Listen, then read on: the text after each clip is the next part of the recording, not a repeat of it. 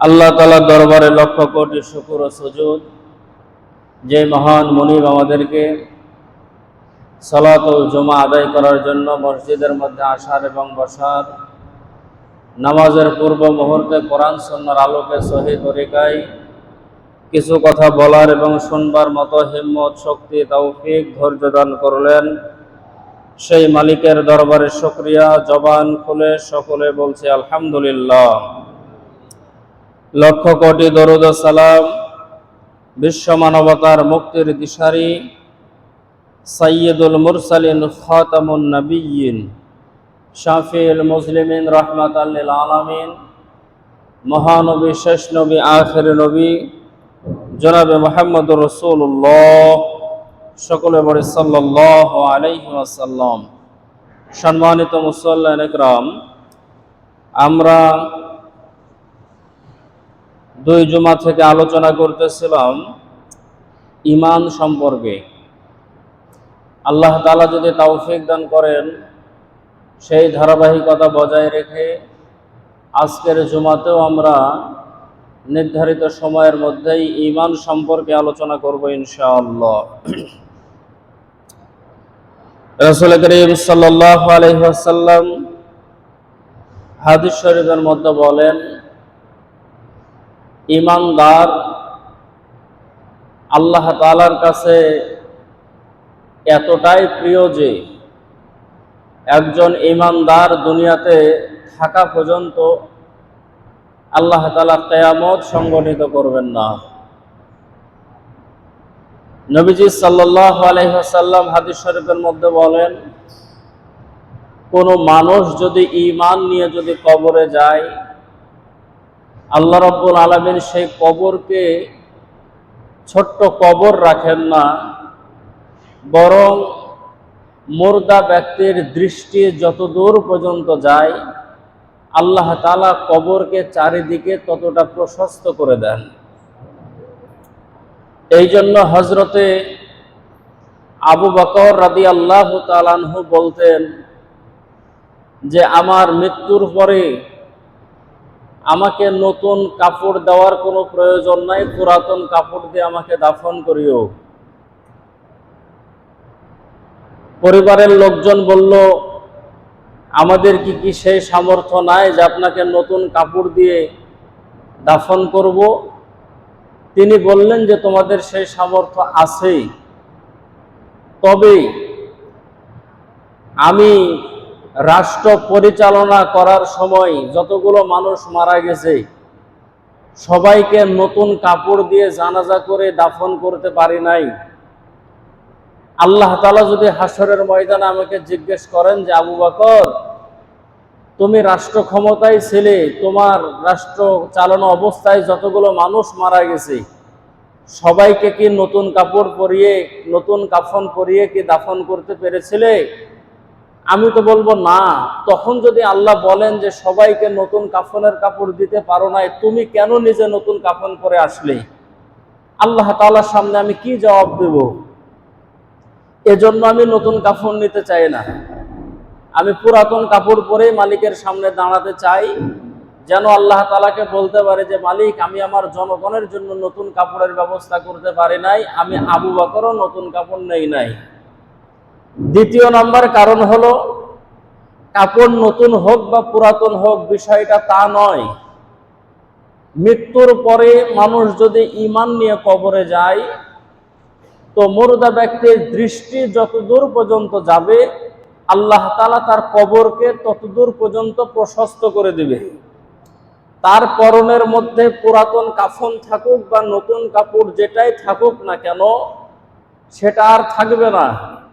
যদি সওয়ালের জবাবগুলো যদি সে সঠিকভাবে দিতে পারে, তাহলে আল্লাহ তাআলা তার পরনের মধ্যে জান্নাতের পোশাক পরাইয়া দিবে, জান্নাতের সঙ্গে তার কবরের একটা সংযোগ তৈরি করে দিবে।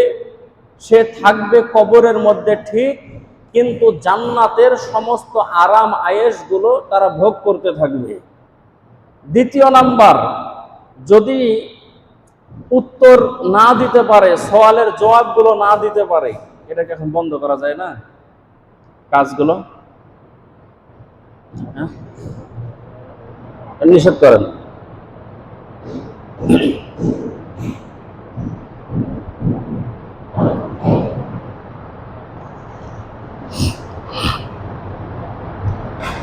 যদি সে প্রশ্নের উত্তর না দিতে পারে তাহলে কবরটা হবে হুফরাতুম মিন হুফারিন নার, অর্থাৎ জাহান্নামের টুকরা। সে সময়ও তার পরনের মধ্যে কাফন নতুন হোক বা পুরাতন হোক কোনোটাই থাকবে না, যা সে থাকবে কবরে, কিন্তু জাহান্নামের সমস্ত আযাব তাকে গ্রাস করে ফেলবে। এই জন্য কাফন দামি হওয়া, কাফন নতুন হওয়া, কাফন ভালো হওয়া এটা শর্ত না। শর্ত হলো তার ঈমান ভালো, ঈমানের সাথে সাথে তার আমল ভালো। ঈমান আছে, আমল আছে, এটা নিয়ে যদি সে কবরে যেতে পারে, আল্লাহ রাব্বুল আলামিন কবরের মধ্যে জান্নাতের সমস্ত নাজ নিয়ামতগুলোর ব্যবস্থা করে দিবেন। সুবহানাল্লাহ।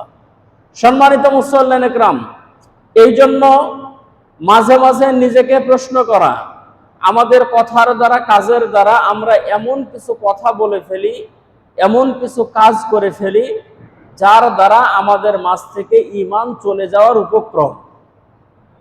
এই জন্য মাঝে মাঝে নিজেকে প্রশ্ন করা যে আমার ঈমান আছে না নাই, আমি যে মুসলমান বলে দাবি করি আমার ভিতরে মুসলমানিত্বটা আছে না নাই, আমি যে ঈমানদার বলে দাবি করি আমার ভিতরে ঈমান আছে না নাই, এটা নিজেকে প্রশ্ন করা। আমরা মনে করি নামাজ পড়তেছি, রমজানের রোজা রাখি, দান সদকা করি, শরীয়তের হুকুম হাকামগুলো মেনে চলার চেষ্টা করি, বাস আমি ঈমানদার, আমি মুসলমান।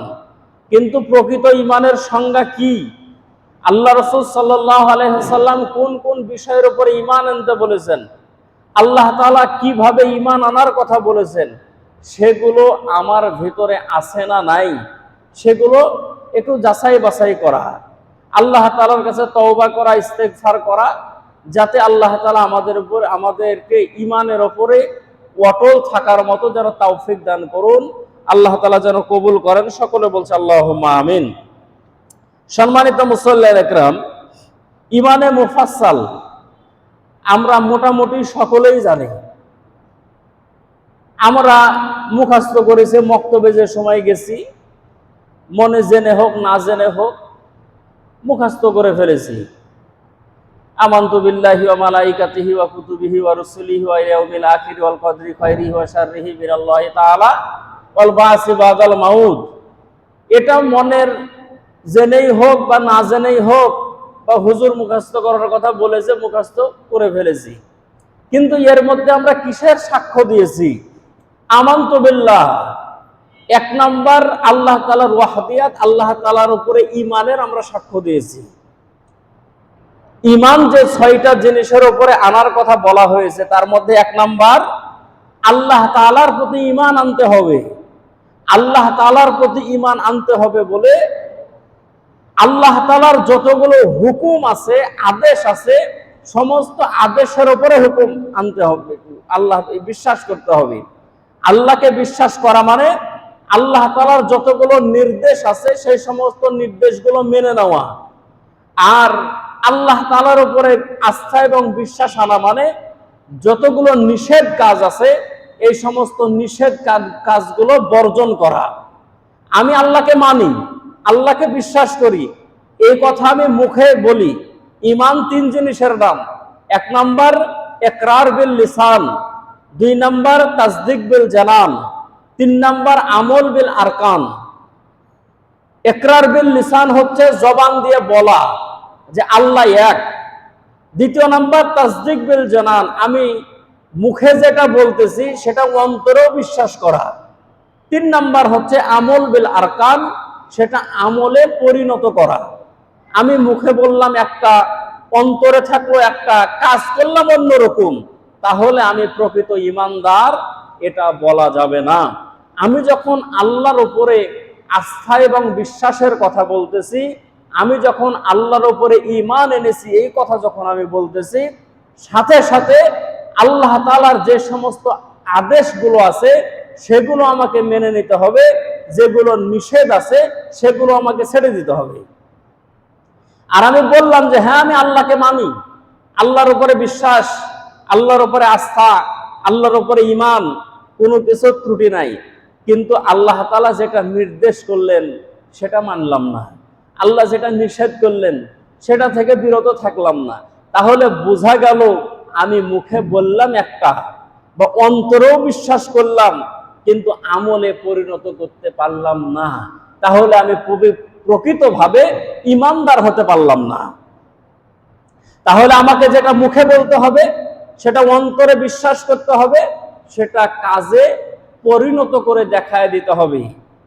সম্মানিত মুসল্লিনে কেরাম, ইমাম ফখরুদ্দিন রাজি রহমতুল্লাহ আলাইহি, জগৎ বিখ্যাত আলেম, জগৎ বিখ্যাত আল্লাহর ওলি, তিনি রাস্তা দিয়া যান, এক লোক কাঠরিয়া, হাঁটুর ওপরে কাপড় উঠানো, কোড়াল দিয়ে গাছ কাটতেছে, কাঠ কাটতেছে।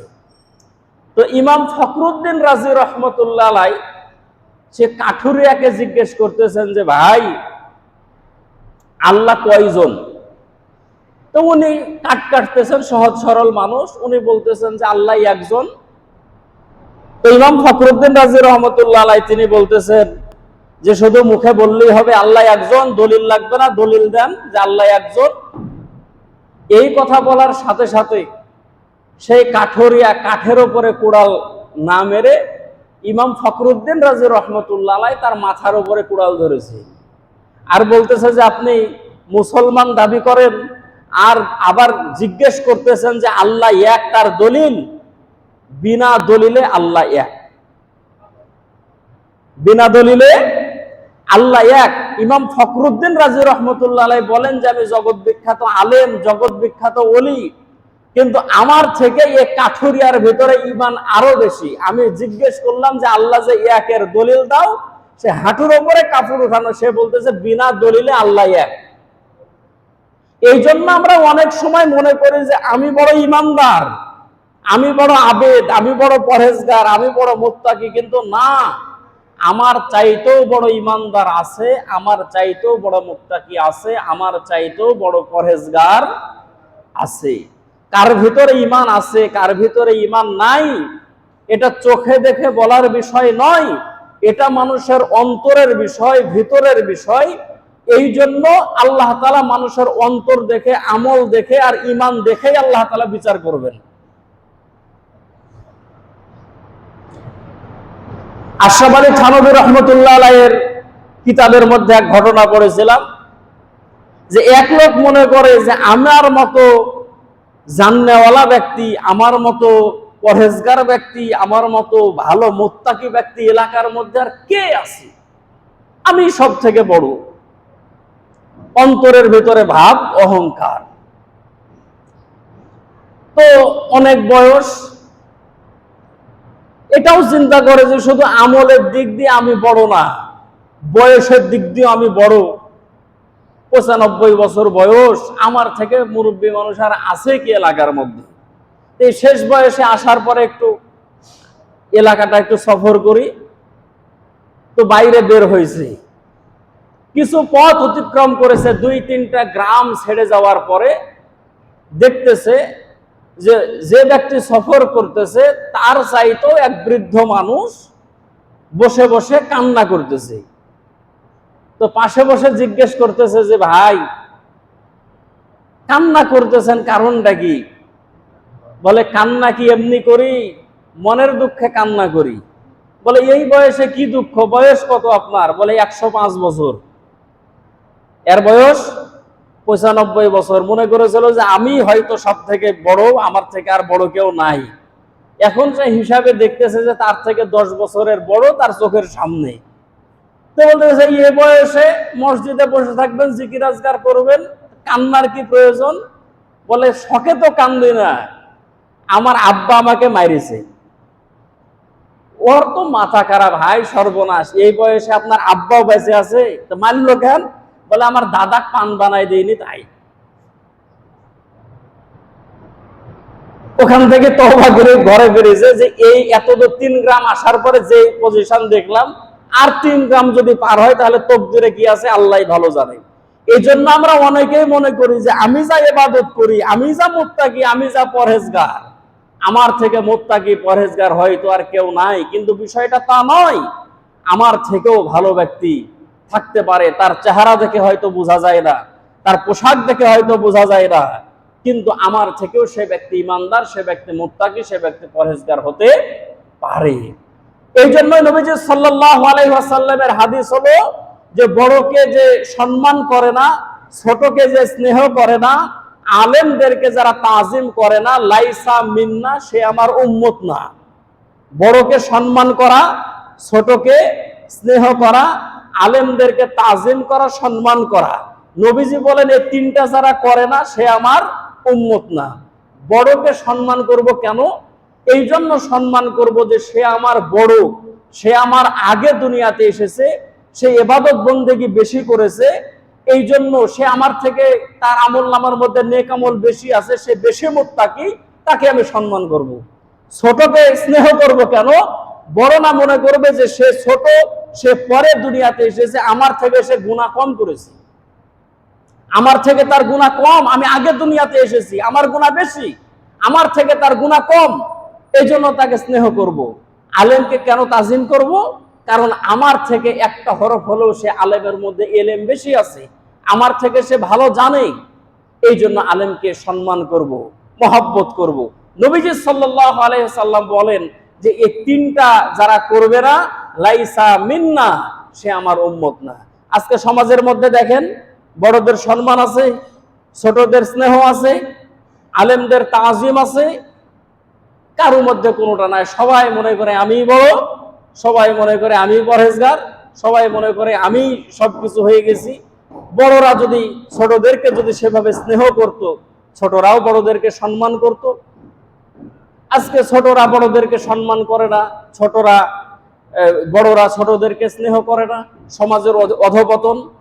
সম্মানিত মুসল্লিন একরাম, এই জন্য নবীজি সাল্লাল্লাহু আলাইহি ওয়াসাল্লাম হাদিস শরীফের মধ্যে বলেন যে হাশরের ময়দানে ইন্নাল্লাহা লা ইয়ানজুরু ইলা সুওয়ারিকুম আমওয়ালিকুম ওয়ালাকিন ইয়ানজুরু ইলা কুলুবিকুম আমওয়ালিকুম। আল্লাহ রাব্বুল আলামিন মানুষের চেহারা দেখে, পোশাক দেখে আল্লাহ তাআলা বিচার করবেন না, বিচার করবেন মানুষের কলব দেখে, আমল দেখে, ঈমান দেখে আল্লাহ তাআলা বিচার করবেন। ঈমান হলো মেন। ঈমান যদি না থাকে, মানুষ হাজারো আমল করুক, ওই আমল দ্বারা সে মালিকের কাছ থেকে কিচ্ছু পাবে না। অনেক বেধর্মীরা আছে, হিন্দু বৌদ্ধ খ্রিস্টানরা আছে, জনসাধারণের জন্য, মানুষের জন্য অনেক কিছু করে, অনেক কিছু করতেছে, কিন্তু তারা তাদের ঈমান না থাকার কারণে আল্লাহ তাআলার কাছে তারা কোনো প্রতিদান পাবে না। আর মুসলমান যদি দুনিয়ার মধ্যে কষ্টের মধ্যেও থাকে, তার ভিতরে ঈমান থাকার কারণে আল্লাহ তাআলা জান্নাতের মধ্যে তার প্রাপ্ত সম্মান আরো বৃদ্ধি করে দিবেন। সুবহানাল্লাহ। এই জন্য ঈমান নিয়ে কবরে যেতে হবে। ঈমান ব্যতীত কোনো আমলের দাম নাই। আমাদের বাংলাদেশের মধ্যে যেই বৃদ্ধাশ্রম যতগুলো আছে, বৃদ্ধাশ্রম, তার মধ্যে আমার জানা মতে একটা বৃদ্ধাশ্রম চালাই মিল্টন সবকদার নামের এক ব্যক্তি। সে হলো ধর্মে খ্রিস্টান। ইউটিউবে ফেসবুকে দেখবেন, খ্রিস্টান, মুসলমানের সন্তান মা বাবাকে বাইরে থেকে, বাড়ি থেকে রাস্তার ধারে ফেলে দেয়, আর সে খ্রিস্টানের বাচ্চা ওই মা বাবাকে নিয়ে যাওয়ার পরে বিনা খরচে সে সেখানে চিকিৎসা দেয়, থাকা খাওয়ার ব্যবস্থা করে। একজন খ্রিস্টান মানুষ, এর দ্বারা তার যে নেকি যে অর্জন হয়, ভালো কাজ করার যে একটা প্রাপ্য যে আছে, আল্লাহ তাআলা তাকে দুনিয়ার মধ্যে এটা দিয়ে দিবেন, আখেরাতে কোনো কিছু পাবেন না। একটা সুন্দর ঘটনা আছে, থানবী রহমতুল্লাহ আলাইহি লিখেছেন যে একজন ইমানদার মানুষ আর একজন বেঈমান, দুইজন মানুষই মৃত্যু শয্যায় শায়িত।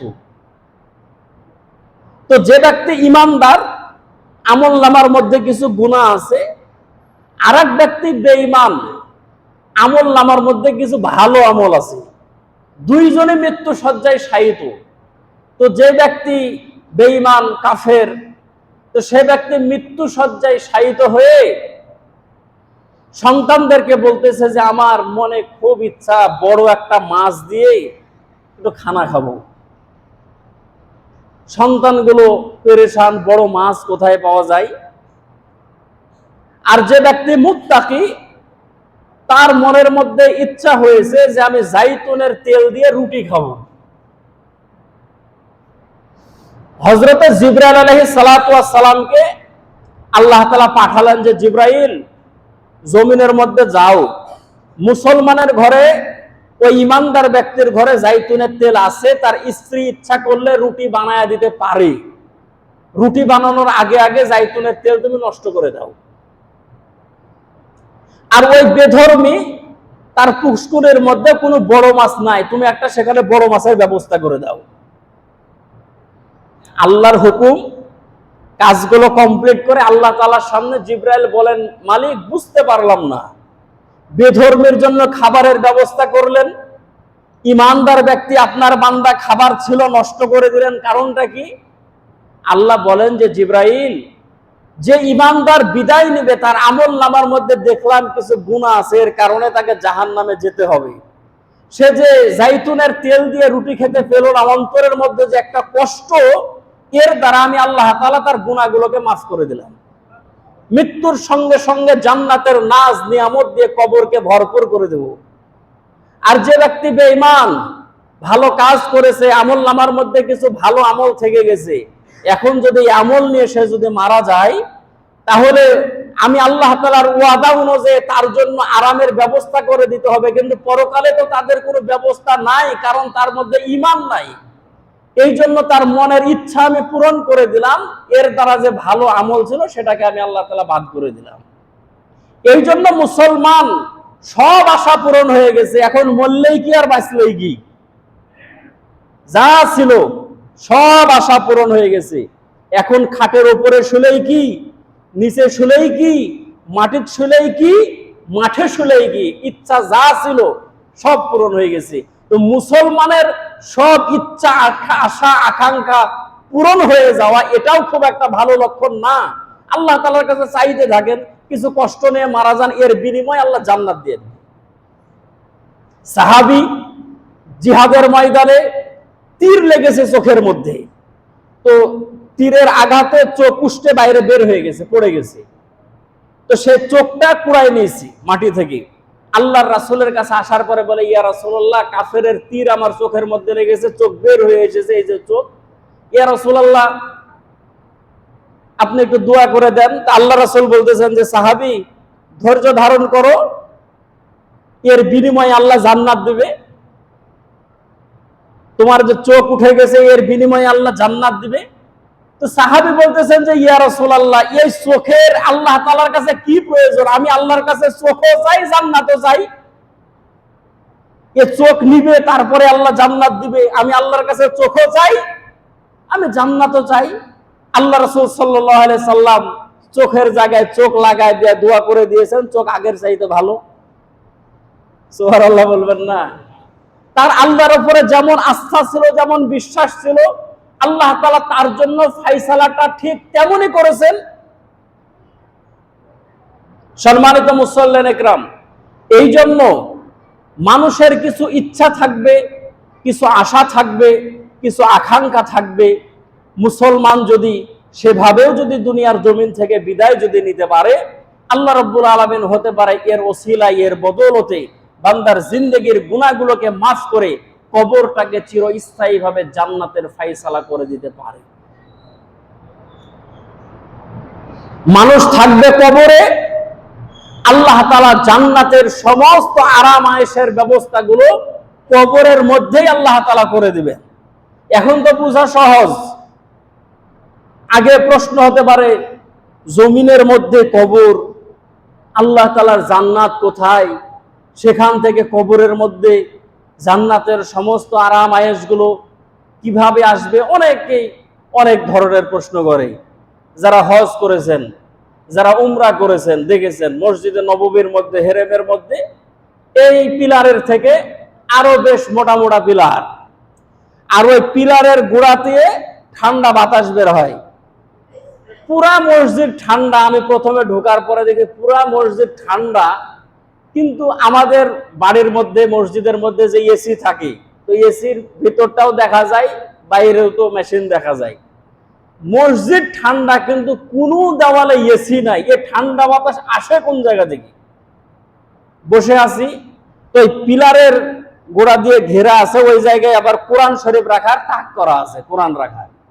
তো এই যে কোরআনের ভেতর দিয়ে যে ফিতা থাকে, তো দেখতেছে ওই ফিতা নড়তেছে, কারণ কি রে? তো কাছে যাওয়ার পরে দেখতেছে সেখান থেকে ঠান্ডা বাতাস বের হয়। প্রত্যেকটা পিলারের গোড়া দিয়ে ঠান্ডা বাতাস বের হয়। এসির ব্যবস্থা। মেশিন আছে কোথায় জিজ্ঞেস করলাম, ওখানে যারা দায়িত্বরত, সেই মসজিদে নববী থেকে প্রায় 3 কিলোমিটার দূরে ওই মেশিন লাগানো আছে। সেখান থেকে পাইপের মাধ্যমে ঠান্ডা বাতাস পুরা মসজিদে নববী ঠান্ডা করে দিয়েছে। মানুষের প্রযুক্তি, 3 কিলোমিটার দূরে আপনি হদিস পাবেন না যে কোন জায়গায় থেকে কি হয়, পুরা মসজিদ ঠান্ডা। আল্লাহর দেওয়া প্রযুক্তিতে যদি এটা যদি করা সম্ভব হয়, তো কবর মাটির মধ্যে কেন? সে যদি মাছের পেটেও যদি থাকে, পানির সঙ্গে যদি মিশেও যদি যায়, আল্লাহ রাব্বুল আলামিন ইচ্ছা করলে সেখানে তার জন্য জান্নাতের ব্যবস্থা করে দিতে পারেন। সম্মানিত মুসল্লিন ইকরাম, এই জন্য 1 নম্বরে আমি যখন বলবো আমানতু বিল্লাহ, আমি আল্লাহর উপরে ঈমান এনেছি, আল্লাহর উপরে ঈমান এনেছি বলার সঙ্গে সঙ্গে মা আতাকুমুর রাসূলু ফাখুযুহু ওয়া মা নাহাকুম আনহু ফান্তাহু, আল্লাহ তাআলার পক্ষ থেকে নবী করিম সাল্লাল্লাহু আলাইহি ওয়াসাল্লাম যতগুলো জিনিসকে আমাদের জন্য করণীয় হিসাবে করতে হবে বলেছেন, করতে হবে। যেগুলো নিষেধ করেছেন ছেড়ে দিতে হবে, তাহলেই হবে আমানতু বিল্লাহ। আর আমি বললাম যে হ্যাঁ ঈমান এনেছে আল্লাহর উপরে, মুখে বললাম একটা, অন্তরে থাকলো আর একটা, কাজ করলাম আর একটা। এর দ্বারা প্রকৃত ঈমানদার হওয়া যাবে না। সাহাবা কিরাম রাদিয়াল্লাহু তাআলা আনহু মুখে যেটা বলতেন, অন্তরে সেটাই বিশ্বাস করতেন, কাজে সেটাই পরিণত করতেন। এই জন্য এক একজন সাহাবীকে নির্মমভাবে শহীদ হতে হয়েছে, জীবন দিতে হয়েছে। তারা জীবন দিয়েছে, শহীদ হয়েছে, নিজের বিবিকে বিধবা করেছে, সন্তানদেরকে এতিম করেছে, কিন্তু আল্লাহ তাআলার ওয়াহদিয়াত থেকে, আল্লাহ তাআলার উপরে ঈমান, আস্থা এবং বিশ্বাস থেকে তারা পিছনে হটে নাই। নবীজি সাল্লাল্লাহু আলাইহি ওয়াসাল্লামের সাহাবী হযরতে খুবাইব রাদিয়াল্লাহু তাআলা আনহু কাফেরেরা বন্দী করেছে। সে সময় জেলখানা ছিল না। বন্দী করা মানে কোন এক কাফেরের ঘরের মধ্যে বন্দী করে রাখবে, তালা বন্ধ করে রাখবে, ইচ্ছা হলে খাবার দিবে, ইচ্ছা না হলে খাবার দিবে না। হযরতে খুবাইব রাদিয়াল্লাহু তাআলা আনহু ঘরের মধ্যে গৃহবন্দী। যে কাফেরের ঘরের মধ্যে বন্দী, তার একটা মেয়ে, নাম হলো জাইনাব। হযরতে খুবাইব রাদিয়াল্লাহু তাআলা আনহুর শাহাদাতের কিছুদিন পরে হযরতে জাইনাব কালেমা পড়ে মুসলমান হয়ে যায়। সাহাবীরা জিজ্ঞেস করলো যে জাইনাব, তোমাদের ঘরে যে খুবাইব যে বন্দী ছিল, খুবাইব ইবনে আদি রাদিয়াল্লাহু তাআলা আনহু যে বন্দী ছিল, কি অবস্থায় বন্দী ছিল একটু বর্ণনাটা বলো দেখি শুনি। তো বলল যে সে যখন ঘরের মধ্যে বন্দী অবস্থায় ছিল, আমি একদিন জানালার ছিদ্র দিয়ে দেখি যে সে সময় মক্কার মধ্যে আঙ্গুর, আনার এগুলো পাওয়া যায় না, কিন্তু খুবাইবের সামনে দেখা যায় যে আঙ্গুরের ছড়া লটকানো আছে, বেদানা আনার গুলো দেখা যায়, টাটকা দামি দামি ফলগুলো দেখা যায়। আমি জিজ্ঞেস করলাম যে খুবাইব, এগুলো তো মক্কা নগরীতে পাওয়া যায় না, তোমার সামনে খাবারগুলো আসলো কোথা থেকে, ফলগুলো আসলো কোথা থেকে? খুবাইব বলেন, যে মালিকের উপরে ঈমান এনেছি, সেই মালিক আমার বন্ধ করে খাবারের ব্যবস্থা করে দিয়েছে। কাফেরেরা খাবার দেয় নাই। হযরতে জাইনাব বলেন যে আমার মনে হলো যে খাবার দেয় নাই সে ব্যক্তি মারা যাবে, কিন্তু না, আল্লাহ তাআলা সেখান থেকে জান্নাতের খাবারের ব্যবস্থা করে দিয়েছে।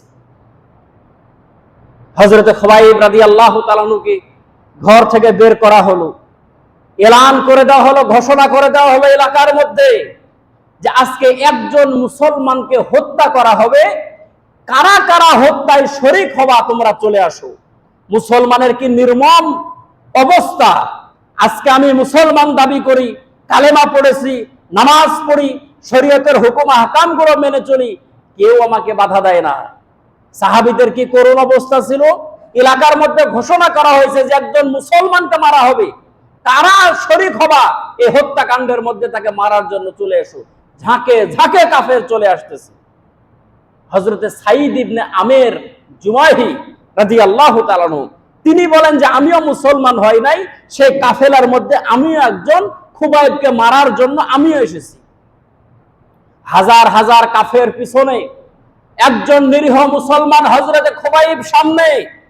হযরতে খুবাইবকে সামনে নিয়ে যাওয়ার পরে একটা কাঠের সঙ্গে হযরতে খুবাইবের হাত এবং হযরতে খুবাইবের পা আটকায় দেওয়া হলো কাঁটা দিয়ে। তারপরে হযরতে খুবাইবকে বলা হলো যে খুবাইব, তুমি কালেমা ছেড়ে দাও, ঈমান তুমি ছেড়ে দাও, তুমি শুধু বলো যে আমি ইসলাম ত্যাগ করলাম, তোমাকে এখান থেকে ছেড়ে দেওয়া হবে। হযরতে খুবাইব রাদিয়াল্লাহু তাআলা আনহু সে সময় চোখের পানি ছেড়ে দিয়ে কান্না করেছিলেন আর বলেছিলেন যে মালিক, আজকে আমাকে হত্যা করার জন্য যারা এখানে সমবেত হয়েছে সবাইকে আপনি দেখে রাখেন, সবাইকে আপনি গণে রাখেন, একটাকেও আপনি ছাড় দিবেন না। সবার চেহারা আপনি দেখে রাখেন, সবাইকে আপনি গণে রাখেন, সবাইকে আপনি দেখে রাখেন, একজনকেও ছাড় দিবেন না। আমি কালেমা পড়ার অপরাধে আমাকে কিভাবে তারা হত্যা করতেছে। হযরতে খুবাইব কালেমা ছাড়ে নাই। তার শরীরের মধ্যে ধারালো সূচ দিয়ে, কাঁটা দিয়ে আঘাত করতে থাকলো। একটা জিন্দা মানুষ, হযরতে আমের ইবনে জুমাহি বলেন, হযরতে খুবাইবের পুরা শরীর দিয়ে রক্ত টপ টপ করে জমিনের মধ্যে পড়তেছে। নিরীহ মুসলমান কেউ ছিল না সেখানে। হযরতে খুবাইব শুধু একটা কথাই বললেন যে মালিক, যারা আমাকে আঘাত করলো প্রত্যেককে দেখে রাখেন, গণে রাখেন, প্রত্যেকের বিচার আপনার কাছে দিলাম, প্রত্যেকের বিচার আপনি একে একে করবেন। কাফেরের লিডার বলল, খুবাইব তোমাকে ছেড়ে দেব, তুমি শুধু বলো যে এই জায়গায় আমাকে না মেরে আমাদের যে নবী আছে মুহাম্মদকে এখানে মারেন, ছেড়ে দেব। বলে অসম্ভব, এই কথা বলতে পারি না, আমার ঈমান এই কথা বলে না। হযরতে খুবাইবকে বলা হলো, তাহলে মুহাম্মদকে শুধু একবার গালি দাও, তোমাকে ছেড়ে দেব। হযরতে খুবাইব বললেন যে না, আমার ধর্ম আমাকে এটা শেখায় নাই, আমার ইসলাম আমাকে এটা শেখায় নাই। আমি আমার নিজের জীবন দেওয়ার জন্য প্রস্তুত আছি, কিন্তু আল্লাহর রাসূলকে গালি দেব, ঈমান থেকে দূরে চলে আসব, এরকম দুঃসাহস আমি করব না। হযরতে খুবাইবকে আস্তে আস্তে আঙ্গুলগুলো কেটে ফেলা হয়েছে, হাত কেটে ফেলা হয়েছে, পা কেটে ফেলা হয়েছে, শরীরটাকে টুকরা টুকরা করে ফেলা হয়েছে। হযরতে খুবাইব রাদিয়াল্লাহু তাআলা আনহু শেষ নিঃশ্বাস পর্যন্ত ঈমানের উপরে অবিচল ছিলেন, কালেমা থেকে দূরে যান নাই। কি ছিল একজন সাহাবীর, কি দোষ ছিল, কি অপরাধ ছিল? অপরাধ একটাই, আল্লাহর উপরে ঈমান এনেছিল। আল্লাহ তাআলা এই কথাই বলেন যে আমিনু কামা আমানান নাস, যে ঈমান আনো ওইভাবে যেভাবে ঈমান এনেছিল সাহাবায়ে কেরাম। হযরতে আমের, সাঈদ ইবনে আমের আল জুমাহি পরবর্তীতে কালেমা পড়েছে, মুসলমান হয়েছে। হযরত ওমর রাদিয়াল্লাহু তাআলা জামানায় তাকে হিমসের গভর্নর বানায় দিয়েছে। হিমস থেকে একটা প্রতিনিধি দল হযরত ওমরের কাছে এসেছে, বলল যে হিমসের যে সমস্ত গরিব মানুষগুলো আছে তাদের একটা লিস্ট দাও তো। সর্বপ্রথম হযরতে আমের ইবনে জুমাহির নাম দিয়েছে। 1000 দিনার হযরত ওমর দিলেন যে যাও এটা তোমাদের গভর্নরকে দিবা। একটা প্রদেশের গভর্নর সব থেকে গরিব মানুষ। আমাদের দেশে যদি কোনো মানুষ কোনোভাবে কোনো এক ক্ষমতায় যদি যেতে পারে, আর 14 গোষ্ঠী বসতে এখানে। একজন ব্যক্তি বলেছিলেন লোভ আছে 3 শ্রেণীর ভিতরে। 1 নাম্বার হলো পিঁপড়া, ওর বডির থেকে বড় জিনিস মুখে নাই, গর্তের কাছে যাওয়ার পরে ঢোকাতে পারে না, গর্তে বাইরে রেখে নিজে একা একাই ঢোকে। 2 নাম্বার হলো ইঁদুর, খেতে পারবে 3 ছটাক, জমির ধান কাটে 6 মণ। যখন কৃষক যখন জমির পানি দেওয়া শুরু করে, বউ বাচ্চা যা কিছু আছে সব ছেড়ে দিয়ে নিজের জান নিয়ে বাঁচায়। আর 3 নাম্বার হলো মানুষ, নিজে যা পারবে তার থেকে আরো অধিক জমা করে রাখে। সম্মানিত মুসল্লিন একরাম, হিমসের গভর্নর সব থেকে গরিব মানুষ। হযরত ওমর 1000 দিরহাম পাঠাইছে, স্ত্রীকে বললেন যে এগুলো দরকার নাই, সবগুলো এলাকার মানুষের মাঝে বিতরণ করে দাও। কিছুদিন পরে হযরত ওমর রাদিয়াল্লাহু তাআলা সেই হিমসে গেছে। যাওয়ার পরে লোকজনকে বলল যে সাঈদ, তোমাদের যে গভর্নর আছে তোমাদের কি অবস্থা? বললো যে গভর্নর খুবই ভালো, কিন্তু তার বিরুদ্ধে মারাত্মক অভিযোগ আছে। কি অভিযোগ? বলে সে সকালবেলা তাড়াতাড়ি ঘর থেকে বের হয় না। দ্বিতীয় নাম্বার অভিযোগ কি? বলে দ্বিতীয় নাম্বার অভিযোগ হলো দিনের বেলা আমাদের কাছে থাকে, কিন্তু রাত লেগে গেলে তাকে আর ডেকে পাওয়া যায় না। তারপরে 3 নাম্বার অভিযোগ হলো সে মাসে একদিন দেরি করে অফিসে আসে। 4 নাম্বার অভিযোগ হলো যে মাঝে মাঝে অফিস চলাকালীন সময় সে অজ্ঞান হয়ে পড়ে যায়। হযরত ওমর বলল যে এত ভালো ব্যক্তিকে পাঠালাম আর তার নামে 4টা অভিযোগ। আবু সাঈদ ইবনে আমেরকে বলা হলো কারণটা কি? আবু সাঈদ ইবনে আমের বললেন যে আমিরুল মুমিনিন, আমি হিমসের গভর্নর, কিন্তু আমার বাড়িতে কাজ করার মতো কোনো কাজের মানুষ নাই, আমার ছেলে মেয়ে অনেক, আমার স্ত্রী একাই কাজ করতে পারে না, এজন্য সকালে স্ত্রীর কাজে সহযোগিতা করে অফিসে আসতে আমার কিছুটা লেট হয়। দ্বিতীয় নাম্বার, আমিরুল মুমিনিন, আমাকে রাত্রেটাকে পাওয়া যায় না, কারণ আমি সারাটা দিন জনগণের জন্য ওয়াকফ করে দেই, মালিকের ইবাদত করার সুযোগ পাই না। আমি দিনটা দিয়েছি জনগণের সেবা করার জন্য, রাতটা দিয়েছে আমার মালিকের জন্য, সারা রাত জায়নামাজের মধ্যে দাঁড়িয়ে দাঁড়িয়ে মালিকের সঙ্গে কথা বলি। তৃতীয় নাম্বার, আমার বিরুদ্ধে অভিযোগ করা হয়েছে যে মাসে আমি একদিন দেরি করে আসি, কারণ হলো আমার যে পোশাক, একটাই পোশাক, 1 মাস পর পোশাকটা আমি ধুয়ে দিই, পোশাকটা শুকাতে একটু দেরি হয়, এই জন্য আমার অফিসে আসতেও দেরি হয়। চতুর্থ নাম্বার, আমি মাঝে মাঝে বেহুশ হয়ে পড়ে যাই। আমি কোনো রোগের কারণে পড়ে যাই না, কারণ আমি নির্মম ভাবে শহীদ হতে দেখেছি আমার চোখের সামনে আমার ভাই হযরতে খুবাইব রাদিয়াল্লাহু তাআলা আনহুকে। আমার উচিত ছিল খুবাইবের পাশে দাঁড়ানো, কিন্তু দাঁড়াতে পারে নাই। আমার যখন খুবাইবের নির্মম শাহাদাতের চিত্র আমার চোখের সামনে ভেসে ওঠে, তখন আমি সহ্য করতে পারি না, আমি বেহুশ হয়ে জমিনের মধ্যে পড়ে যাই। সম্মানিত মুসল্লিন একরাম, আজকে আমাদের ইমানের কি অবস্থা, সাহাবা কিরাম রাদিয়াল্লাহু তাআলা আনহুর ইমানের কি অবস্থা? কথাগুলো সুর দিয়ে দিয়ে বললে, কথাগুলো আবেগ ঘন করে বললে আমাদের চোখ দিয়ে পানি আসে।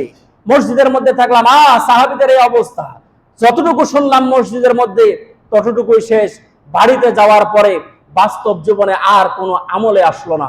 কিন্তু আল্লাহ রাব্বুল আলামিন বলেন, দুনিয়ার মানুষ শিক্ষা নাও ওই সমস্ত মানুষের কাছ থেকে যে সমস্ত মানুষগুলো নিজের জীবন দিয়েছে কিন্তু ঈমান দেয় নাই। আজকে আমাদের ইমানের কি অবস্থা একটু হিসাব করা দরকার। আপনাদের কাছে উদাত্ত আহ্বান থাকবে, যাররা থেকে যাররা পরিমাণ ঈমান নিয়ে আল্লাহ তাআলা যেন আমাদেরকে যেন কবরে যাওয়ার মতো যেন তৌফিক দান করুন, বলেন আমিন।